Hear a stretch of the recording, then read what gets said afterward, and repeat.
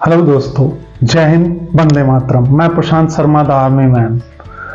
कहते हैं कि भगवान अच्छे लोगों की परीक्षा जरूर लेते हैं, लेकिन उनका साथ कभी नहीं छोड़ते, जबकि भगवान बुरे लोगों को सब कुछ देते हैं मगर उनको साथ कभी नहीं देते हैं।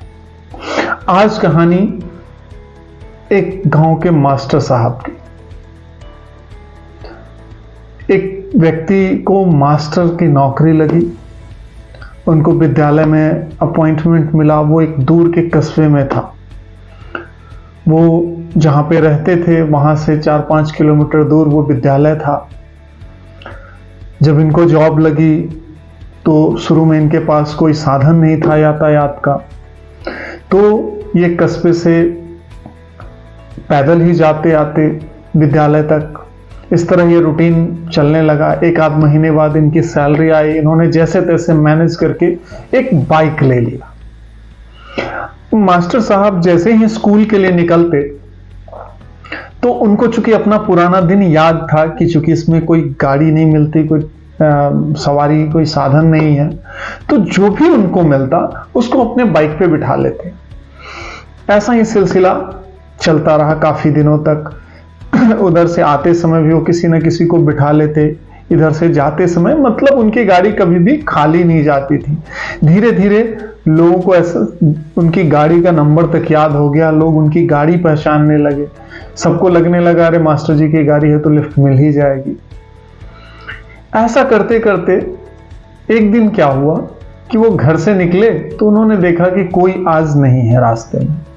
थोड़ा आगे गए तो उनको एक व्यक्ति ने इशारा किया रुकने का। वो रुके और भगवान को धन्यवाद किया कि चलो आज भी कोई ना कोई मिल ही गया, नहीं तो ये गाड़ी खाली ही जाती। वो व्यक्ति उनके पीछे बैठा। जैसे ही मास्टर जी थोड़ी दूर गाड़ी लेकर निकले, उसने मास्टर जी की पीठ में चाकू लगा दिया। बोला जान बचाना है तो जल्दी से उतरो और ये गाड़ी मुझे दे दो। मास्टर जी ने उसको प्यार से कहा भैया कोई बात नहीं है, तुमको गाड़ी लेना है तो ले लो, लेकिन मेरी एक रिक्वेस्ट है। उस चोर ने, उस लुटेरे ने पूछा कि क्या? मास्टर जी ने कहा कि देखो, तुम किसी को बताओगे नहीं कि ये गाड़ी तुमने मुझसे चुराई है या छीनी है,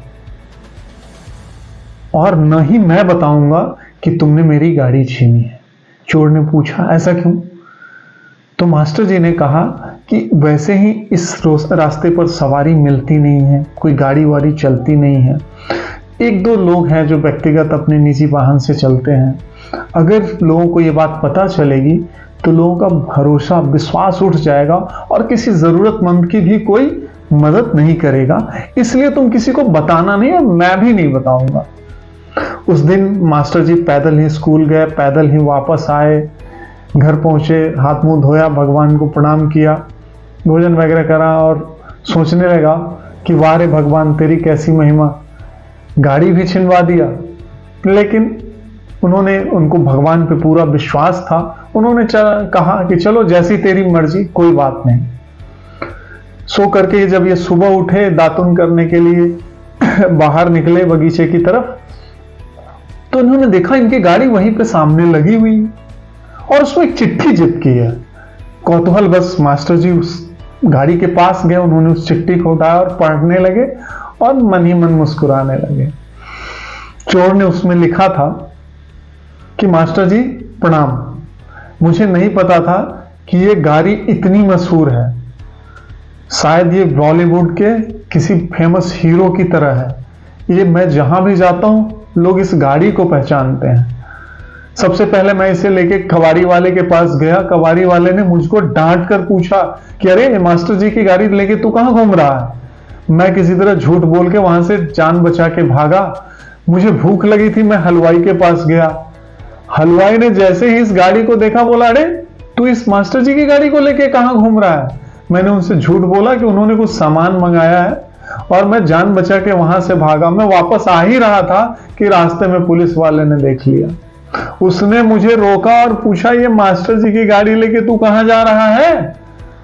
बड़ी मुश्किल से झूठ बोलकर मैंने अपनी जान बचाई है और ये गाड़ी मैं आपके हवाले करता हूं। ये गाड़ी ना है, ये तो मेरे को लगता है कि ये तो इसको पूरा कस्बा, पूरा मोहल्ला, ये पूरा इलाका जानता है इस गाड़ी को।